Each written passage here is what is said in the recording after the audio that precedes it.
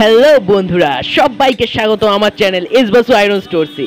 S Basu iron stores মানেই আধুনিক পদ্ধতিতে লোহার জিনিস তৈরি।